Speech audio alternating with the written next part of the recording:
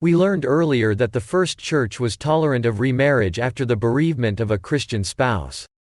Then it's time to think about remarriage after the Christian divorce. Those who oppose Christian remarriage after divorce suggests it is based on one or two passages of the Bible. That's not what the whole Bible says, but they oppose it based on their arbitrary interpretation.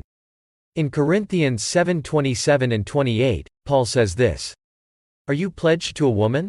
Do not seek to be released. Are you free from such a commitment? Do not look for a wife. But if you do marry, you have not sinned, and if a virgin marries, she has not sinned. But those who marry will face many troubles in this life, and I want to spare you this." In the second case, being free from your wife means breaking your relationship before. And the freedom I'm talking about here doesn't mean being free after the bereavement of a spouse. So in the second case, space is to be free from divorce and marriage with a spouse. Paul says people free from marriage restraint in severe persecution can remarry. In addition, Paul says it's not a sin to remarry like that. That's why the argument that divorcees cannot remarry under any circumstances is never biblical, says theologian J.E. Adams. Then, it can be interpreted that the church prohibits the remarriage of Christians after the divorce as follows. God eased the divorce burden, and the church again puts heavy duty on them. If you read the whole Bible, divorced people are not prohibited from remarrying except for the priest. Then let's sort it out. The Bible generally allows remarriage and encourages remarriage in some cases and orders remarriage. The Bible says that anyone who divorces for a good reason can remarry.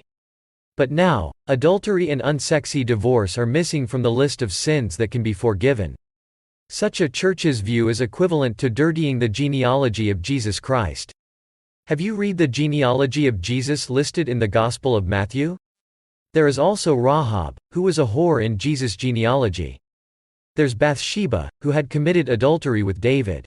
We should not take the divorce issue lightly, but we should not stop God's permission. Think of David and Bathsheba. David committed adultery with Bathsheba and killed Bathsheba's husband. They committed adultery and murder at the same time. Nevertheless, God forgave them. Solomon was born between the two. Jesus was born among the descendants of those two. But when we think about remarriage, we make an error by saying that we are the guilty party and innocent party. But the grace that Christ forgives is more significant than any sin. J.E. Adams says in his book, "Christ is more significant than sin. He is greater than all sins. We must not reduce sin or its consequences. But the power of Christ and the cross must always be maximized." What I said today was the reason why I married my wife. I thought my wife's divorce was right. Her ex-husband was not sincere to her. He had an affair with another woman. He didn't hit her, but he created a violent atmosphere. And he didn't take on financial responsibility. My wife later became a Christian, but her ex-husband was not a Christian. So considering all the facts, I was convinced that marrying my wife was not a sin. We have studied biblical marriage, divorce, and remarriage so far.